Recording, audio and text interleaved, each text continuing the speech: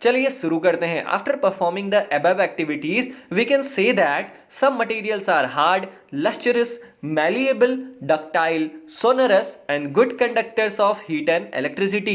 इन सारी एक्टिविटीज, जो एक्टिविटीज हमने पार्ट 1 में की थी, उन एक्टिविटीज के आधार पर हम इतना तो कह सकते हैं कि कुछ मटेरियल्स हार्ड होते हैं, सख्त होते हैं, लस्टरस चमकदार होते हैं, मैलिएबल मतलब उन्हें हम सीड्स में कन्वर्ट कर सकते हैं, डक्टाइल मतलब उन्हें हम वायर्स में कन्वर्ट कर सकते हैं, सोनोरस मतलब वो बजते भी हैं, ठीक है, जैसे मंदिर का घंटा हो गया, and good conductors of heat and electricity, और वो अपने बॉडी से हीट एंड इलेक्ट्रिसिटी पास होने देते हैं, गुड कंडक्टर्स होते हैं ये। ऐसे materials, the materials which generally possesses these properties, ऐसे मटेरियल्स जिनके अंदर ये सारी क्वालिटीज होती है, जो ऊपर दिया गया है, जिसको हमने अंडरलाइन किया है, जिनके अंदर ये सारी क्वालिटीज होते हैं, उनको हम मेटल्स कहते हैं। The examples of metals are iron, copper, aluminium, calcium, magnesium etcetera. अब मेटल्स के कुछ एग्जांपल्स यहां पर दिए गए हैं, लोहा हो गया, तांबा हो गया, एल्यूमिनियम हो गया, कैल्शियम, मैग्नीशियम और भी बहुत सारे मेटल्स होते हैं। इन कॉन्ट्रास्ट और इसके जस्ट विपरीत मटेरियल्स, कुछ ऐसे पदार्थ जैसे कि कोयला हो गया, सल्फर हो गया, आर सॉफ्ट, ये थोड़ा सा मुलायम होते हैं, एंड डल इन अपीयरेंस, और दिखने में थोड़ा सुस्त सा दिखते हैं, मतलब चमकदार नहीं होते हैं। They break down into a powdery mass on tapping with a hammer, और अगर इन पे हथौड़ी से वार किया जाए तो ये पाउडर में कन्वर्ट हो जाएंगे, छोटे छोटे पीसेस में कन्वर्ट हो जाएंगे। दे आर नॉट सोनरस, ये बजते नहीं हैं, और अपने बॉडी से ये हीट एंड इलेक्ट्रिसिटी को भी पास नहीं होने देते, मतलब ये पुअर कंडक्टर्स होते हैं हीट एंड इलेक्ट्रिसिटी के। These materials are called non metals, ऐसे मटेरियल्स को हम क्या कहते हैं? नॉन मेटल्स कहते हैं। The examples of non metals are sulphur, carbon, oxygen, phosphorus. Non metals के यहाँ पे बहुत सारे एग्जांपल्स दिए गए हैं, जैसे सल्फर हो गया, कार्बन हो गया, ऑक्सीजन हो गया, फास्फोरस हो गया, और भी बहुत सारे नॉन मेटल्स होते हैं। अब इस ये जो यहाँ पर पिंक कलर में बॉर्डर में करके दिया है, ये बहुत इंपॉर्टेंट है, थोड़ा ध्यान से सुनना। Metals like sodium and potassium are soft. कुछ ऐसे भी मेटल्स होते हैं जैसे कि सोडियम हो गया, पोटेशियम हो गया, वो मुलायम होते हैं और उनको हम चाकू से भी काट सकते हैं। मरकरी, मरकरी एक ऐसा मेटल है, mercury is the only metal which is found in liquid state at room temperature. Mercury एक ऐसा मेटल है जिसको अगर रूम में रख दिया जाए, जो रूम का हमारे तापमान होता है, जो नॉर्मल तापमान होता है, उसमें मरकरी लिक्विड फॉर्म में पाया जाता है। These are exceptions. ये तीनों जो मेटल्स हैं, सोडियम, पोटेशियम और मरकरी, ये मेटल्स की प्रॉपर्टी को तो फॉलो नहीं करते, ये सख्त भी नहीं होते, ये साइनी भी नहीं होते, लेकिन ये फिर भी मेटल्स कहलाते हैं, ये अपवाद हैं, ठीक है। 4.2 chemical properties of metals and non metals. अब हम पढ़ेंगे कि नॉन मेटल्स और मेटल्स की केमिकल प्रॉपर्टीज क्या होती है। हमने अब तक देखा कि उनकी फिजिकल प्रॉपर्टीज कौन सी होती है, ठीक है। तो केमिकल प्रॉपर्टीज में सबसे पहला जो हमारा एग्जांपल आता है, जो सबसे पहला पॉइंट आता है, वो है रिएक्शन विथ ऑक्सीजन। मतलब देखते हैं हम कि मेटल्स एंड नॉन मेटल्स जब ऑक्सीजन से रिएक्ट करते हैं तो ये एसिड फॉर्म करते हैं कि बेस फॉर्म करते हैं। चलिए इसको हम पढ़ते हैं। You are familiar with the phenomena of rusting of iron. तुम ऑलरेडी जो लोहे में जंग लगता है उस प्रोसेस को जानते हो, उस प्रक्रिया को तुम जानते हो। Recall the phenomena, recall the reaction which rust is formed. अब उसको तुम्हें फिर से याद करना है कि कैसे जंग लगता है, कौन सा केमिकल इक्वेशन उसमें फॉलो होता है, उसको तुम्हें याद करना है। मैं बताता हूं कौन सा केमिकल इक्वेशन होता है उसमें। You had also performed in class 7। तुमने क्लास 7 में एक्टिविटी परफॉर्म की होगी, हालांकि मुझे पता है आपने पढ़ा नहीं होगा, इसीलिए मैं यहां पर बता रहा हूं आपको कि आपने क्लास 7 में मैग्नीशियम रिबन को हवा में बर्न करने वाली एक एक्टिविटी देखी होगी, लेकिन याद नहीं होगा, उसके बारे में बताता हूं। You had learned that in both the processes, मतलब जो दोनों प्रक्रिया होते हैं, जो लोहे में जंग लगना, रस्टिंग ऑफ आयरन, और दूसरा burning of magnesium ribbon in air, ये दोनों प्रोसेसेस में क्या होता है? ऑक्साइड फॉर्म होता है। ऑक्साइड मतलब ये जब इनका जो रिजल्ट आता है, ये देखिए नीचे जो आयरन, ऑक्सीजन और वाटर में रिएक्शन हुआ है, इसमें देखिए जो इसका रिजल्ट आया है Fe2O3, इसमें भी ऑक्साइड फॉर्म हुआ है। जो नीचे मैग्नीशियम और ऑक्सीजन का रिएक्शन हुआ है, इसमें भी MgO ऑक्साइड का फॉर्म हुआ है कि नहीं, तो दोनों रिएक्शन में ऑक्साइड का फॉर्मेशन होता है। अब इसमें कहा है कि इन दोनों रिएक्शन को कंप्लीट करो, तो मैंने आपके लिए ये दोनों रिएक्शन लिख दिए हैं, यहां से आप नोट डाउन कर लेना। मैं आपको बता दूं, जब लोहा ऑक्सीजन और पानी के कांटेक्ट में आता है तो वो फेरस ऑक्साइड, जिसे हम जंग भी कहते हैं, वो बनाता है। मैग्नीशियम जब ऑक्सीजन के कांटेक्ट में आता है, एयर के कांटेक्ट में आता है, तो वो MgO बनाता है। समझ गए, मैग्नीशियम ऑक्साइड जिसे हम कहते हैं। अब एक्टिविटी 4.3 हम करेंगे, इसको मैं हल्का फुल्का बता देता हूं। इस एक्टिविटी में टोटल है क्या, लेट अस चेक। हमें चेक करना है, हमें पता करना है कि जंग जो होता है, रस्ट जो होता है, वो एसिड होता है कि बेस होता है। ठीक है, इसके लिए तुम्हें क्या करना पड़ेगा, collect a spoon full of rust. तुम्हें एक चम्मच जंग, जंग मतलब अब समझ रहे हो, कहीं भी कोई लोहा आपका अगर जंग लगा हो उसमें, तो उसको जब आप पीटोगे तो छोटे छोटे थोड़े थोड़े टुकड़े निकलेंगे।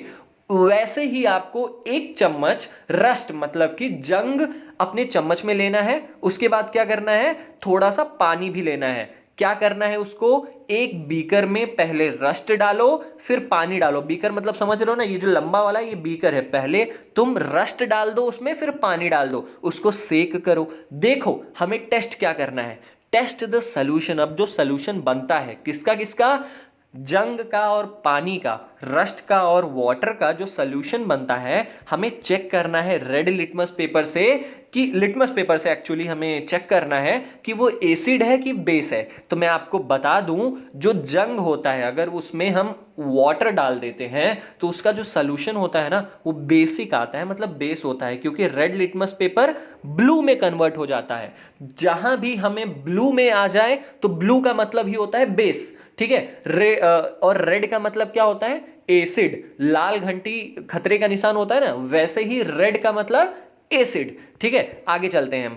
ये हमारी एक लड़की है, डस कॉपर ऑल्सो गेट रस्टेड, ये पूछ रही है कि क्या कॉपर में भी जंग लगता है, क्या तांबे में भी जंग लगता है। अब ये आगे कह रही है कि मैंने देखा है कि तांबे का जो बर्तन होता है उसमें हरे हरे कलर का कुछ लग जाता है, वो क्या होता है ये पूछना चाहती है। तो आगे हम ये जो मैंने इंपॉर्टेंट मार्क किया है इसमें हम पढ़ेंगे, व्हेन अ कॉपर वेसल, जब भी तांबे का जो बर्तन होता है उसको हम खुले हवा और यस खुले एयर मतलब कि मॉइस्ट एयर के साथ जो नमी होती है, ऐसी हवा जिसमें थोड़ा थोड़ा पानी की भी मात्रा होना, अगर उसमें हम अपने कॉपर के बर्तन को रख देते हैं ना लंबे समय के लिए, it acquires a dull green coating, इसमें हरे कलर का एक लेयर पड़ जाता है। The green material is a mixture of copper hydroxide and copper carbonate. अब ये जो तांबे के बर्तन में जो हरे कलर का जो लेयर पड़ता है वो किस चीज से मिलकर बना हुआ है, एक तो कॉपर हाइड्रोक्साइड जिसका केमिकल फॉर्मूला है COOH2, और दूसरा कॉपर कार्बोनेट जिसका केमिकल फॉर्मूला है CuCO3। रिएक्शन कौन सा होता है ये देख लो, copper water CO2 plus O2, इतने को मिला के हमारा रिजल्ट आता है CuOH2 मतलब कॉपर हाइड्रोक्साइड, और CuCO3 मतलब कॉपर कार्बोनेट। आई थिंक आपको समझ में आ गया होगा। आगे चलते हैं। Now recall the activity of burning magnesium ribbon. एक बार फिर से याद करिए, जब आपने मैग्नीशियम रिबन को हवा में जलाया था, मतलब Mg, मैग्नीशियम मतलब Mg, ऑक्सीजन, हवा मतलब ऑक्सीजन ना, Mg plus O2 gives MgO। यही रिएक्शन को आपको याद करना था, मैंने आपको बता दिया। The S obtained on burning magnesium ribbon is dissolved in water and tested for its acidic basic nature. अब हमें क्या करना है, जो मैग्नीशियम रिबन को हम जलाते हैं तो उसका जो राख निकलता है उसको हमें पानी में क्या करना है, घोलना है और टेस्ट करना है लिटमस पेपर से कि ये एसिड है कि ये बेस है। चलो मैं आगे बताता हूं। इज द सॉल्यूशन एसिडिक और बेसिक, हमें पता करना है कि जो मैग्नीशियम रिबन के जलने से जो हमारा राख होता है उसको हम अगर पानी में मिलाते हैं तो एसिड मिलता है हमें कि बेस मिलता है। हम ये कैसे पहचानेंगे, how do you ascertain in this. You must have observed that the red litmus turns blue. जब तुमने मैग्नीशियम रिबन के राख को पानी से मिलाया होगा और फिर लिटमस पेपर से जब चेक किया होगा तो तुमने पाया होगा कि रेड लिटमस जो होता है वो ब्लू में टर्न हो जाता है. तो ब्लू का मतलब क्या बताया था मैंने? ब्लू का मतलब base. So oxide of magnesium is also basic in nature. और इसलिए हम बोल सकते हैं जो हमारा रस्ट ऑफ आयरन वाला जो हमने एक्टिविटी की थी उसमें भी वहां पर बेसिक निकला था. यहां जो हम मैग्नीशियम रिबन वाला रिएक्शन कर रहे हैं यहां पर भी बेसिक निकल रहा है. तो हम ऐसे कह सकते हैं कि जो मेटल कोई भी मेटल अगर वो ऑक्सीजन के कांटेक्ट में आता है तो वो हमेशा हमें क्या देता है? बेस देता है. फिर से जान लो क्या देता है? बेस. वही यहां पर लिखा गया है कि इन जनरल आमतौर पे जो मेटेलिक ऑक्साइड्स होते हैं वो बेसिक होते हैं नेचर में. ठीक है. Let us now observe the reaction of non metals with oxygen. अब हमें पढ़ना है कि जब नॉन मेटल्स ऑक्सीजन से रिएक्ट करते हैं तब क्या देते हैं? एसिड की बेस. हमने अब तक देखा जब मेटल्स ऑक्सीजन से रिएक्ट करते हैं तो क्या देते हैं? बेस देते हैं. अब हमें देखना है कि जब नॉन मेटल्स ऑक्सीजन से रिएक्ट करते हैं तब क्या देते हैं वो. यहां पे एक एक्टिविटी है 4.4. इसमें क्या लिखा गया है? आपके टीचर ये एक्टिविटी करवाएंगे, वही लिखा गया है यहां पर. Take a small amount of powdered sulphur. आपको क्या लेना है? सल्फर का पाउडर लेना है. उसको डिफ्लैग्रेटिंग स्पून. यहां पर मैं फिगर देखो एकदम ध्यान से मैं आपको बता देता हूं करना क्या है. ये जो आपको स्पून दिख रही है ना, देसी भाषा में ये जो चम्मच दिख रही है आपको, इस चम्मच में देख रहे हो येलो कलर का सल्फर पाउडर है. आपको उसे गर्म करना है और गर्म करके एक ऐसा जो दिख रहा है ना, ये ग्लास का जो बर्तन दिख रहा है आपको बड़ा सा, इसमें वो चम्मच जब सल्फर जलने लगे सीधा आपको वो चम्मच उठा के इस बर्तन में डाल देना है. फिर ढक्कन बंद कर देना है. कुछ समय बाद आपको ये जो लिड है ऊपर की जो ढक्कन है उसको निकालना है.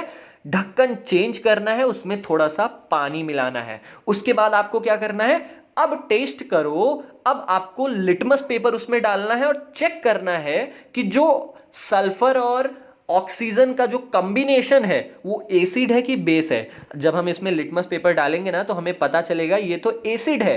ये रिएक्शन यहां पर दिया गया है सल्फर एसिड SO2. ठीक है. इसको जब हम H2O से मिलाएंगे तो ये H2SO3 मतलब हमें एसिड देगा. ठीक है. समझ गए? कोई दिक्कत तो नहीं है ना? हमने यहां तक जाना कि नॉन मेटल्स जब हमारे वाटर के कांटेक्ट में आते हैं, ठीक है, तो वो क्या देते हैं? हमें एसिड देते हैं. चलो आगे हम पढ़ते हैं यहाँ पे टेबल 4.4. इसमें मेटल्स और non metals in acids and bases हमें बताना है. जैसे यहाँ पे देखो नेम ऑफ द बेस. आपको कोई भी बेस का नाम लिख देना है और वो बेस कौन से मेटल से बना है. हम जानते हैं बेस तो मेटल के रिएक्शन से ही बनता है ना. जैसे हमने ऊपर मैग्नीशियम रिबन वाला पढ़ा तो यहाँ पे तुम लिख सकते हो मैग्नीशियम ऑक्साइड किससे बनता है? मैग्नीशियम से बनता है. ऐसे ही तुम्हें एक एसिड का नाम बताना है और वो एसिड कौन से नॉन मेटल से बना है वो यहां पर लिख देना है. आपको ये टेबल का जो एक्सप्लेनेशन है मैं आपको क्वेश्चन आंसर वाली सीरीज में दे दूंगा. कोई टेंशन ना लो. समझ में नहीं आता है तो कमेंट बॉक्स में करो, मैं आपको फिर से बताता हूं इस टेबल के बारे में पर्टिकुलरली. बाकी आपको पूरा समझ में आ गया होगा. आगे देखते हैं. The name of the product formed in the reaction of sulfur and oxygen is sulfur dioxide gas. यहां पर बताया गया है कि जब हम सल्फर को, वही ऊपर वाला जो रिएक्शन मैंने यहां पे बताया था ना, वही यहां पर भी बता रहा है. नीचे कह रहा है कि जब हम सल्फर को ऑक्सीजन से मिलाएंगे तो हमें क्या मिलेगा? Sulphur dioxide. सल्फर डाइऑक्साइड मतलब H2SO3. समझ गए ना? चलो ये रिएक्शन का नाम यहां पर दे दिया है इसने कि सल्फर डाइऑक्साइड SO2 हो गया. वाटर का केमिकल फार्मूला क्या होता है? H2O होता है. जब SO2 और H2O मिलता है तो H2SO3 देता है. When sulphur dioxide is dissolved in water sulphur acid is formed. मैंने आपको पहले ही बताया है कि जब सल्फर जो कि नॉन मेटल है जब वो ऑक्सीजन के कांटेक्ट में आता है, कोई भी नॉन मेटल जब ऑक्सीजन के कांटेक्ट में आता है तो वो हमें क्या देता है? एसिड देता है. ठीक है. The sulphurous asset turns blue. Litmus paper red. और अगर जब हम चेक करेंगे इसके रिजल्ट को, जो सल्फर डाइऑक्साइड और वाटर के कॉम्बिनेशन से जो बना है, इसको जब हम चेक करेंगे लिटमस पेपर से तो हम देखेंगे ब्लू लिटमस पेपर रेड में कन्वर्ट हो जाता है। मतलब रेड का मतलब खतरे की घंटी, खतरे की घंटी मतलब एसिड, समझ गए ना। Generally oxides of non metals are acidic in nature. तो हमें इन सारी चीजों से पता चलता है कि कोई भी नॉन मेटल जब ऑक्सीजन के कांटेक्ट में आता है तो वो एक एसिड बनाता है, एसिडिक इन नेचर हो जाता है। ठीक है, recall the name of some of the laboratory acid. अब आपको क्या करना है, आपके लैब में जो भी एसिड रखे गए हों, जैसे सल्फ्यूरिक एसिड हो गया, हाइड्रोक्लोरिक एसिड हो गया, इन सब एसिड्स को और कुछ बेसिस का नाम लिखना है। Note down their names in table 4.4। मैंने जो आपको बताया कि टेबल 4.4 में क्या करना है, आपको कुछ बेस का नाम लिखना है, कुछ मेटल का कुछ एसिड का नाम लिखना है, और क्या करना है आपको, आइडेंटिफाई द मेटल और non metal present in them which forms oxides with oxygen. आपको पता करना है कि जो ये एसिड्स हैं ये कौन से नॉन मेटल से बने हैं और ये जो बेसिस हैं वो कौन से मेटल से बने हैं। तो वो मैंने आपको पहले ही यहां पर बता दिया था। आगे का पार्ट हम नेक्स्ट पार्ट में पढ़ेंगे, जो आगे का चैप्टर का जो पोर्शन बचा हुआ है हम नेक्स्ट पार्ट में पढ़ेंगे। आई होप आपको समझ में आया होगा। अगर